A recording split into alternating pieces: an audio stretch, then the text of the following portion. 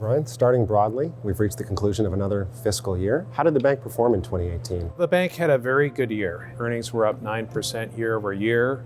Canadian Bank had another very solid year. Credit cards grew nicely. Commercial banking had a great year this year in terms of asset growth and deposit growth. A really good growth across the spectrum of businesses in Canadian banking. The team in international banking had great results. Our net income grew 16% year over year. In terms of global banking and markets, a difficult year in trading businesses for sure, and you'll see that across the banks globally. 2018 was also a year of big moves for Scotiabank in the wealth space. Do you think that we now have all the component pieces necessary to really drive that business in the future? I do. I think we made a terrific amount of headway in the wealth management space with the 2 acquisitions. And the wealth space it's hard to gain critical mass by building it on your own, and we've done a very good job in the past with Scotia Funds.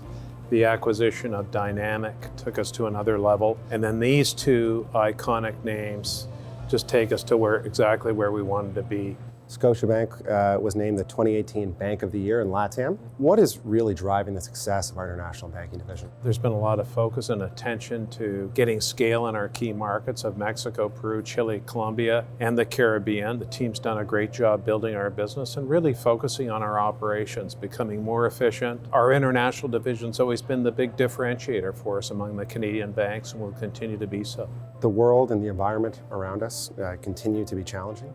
How do you and how do the bank maintain a sense of perspective and focus during these times of volatility? If it isn't the free trade agreement with the US or new administrations in Mexico or Colombia, geopolitical tensions with China and the US in terms of trade, it's something that we have to focus on. But it's also, as Scotiabankers, we've got to be focused on the things that we can control, the relationship and the service we're providing our customers, managing our costs thoughtfully, and making sure we invest in the right technologies to continue to enhance the customer experience. Many Scotiabankers have put time and energy and effort into driving our digital transformation.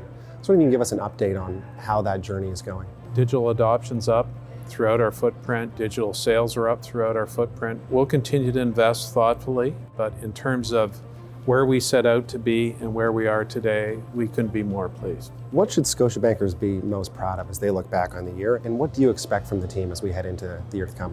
We can be very proud of what we've done for our customers here. Our NPS scores continue to increase here in Canada and throughout our international footprint. What our team has to be focused on in 2019, certainly the sense of urgency and focus is really important. I hear that from our customers. The bank is really on its front foot in terms of how we're dealing with issues, presenting our customers and clients with ideas.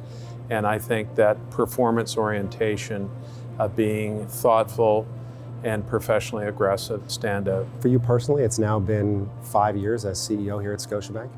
Is there a moment that you think back of as your proudest moment?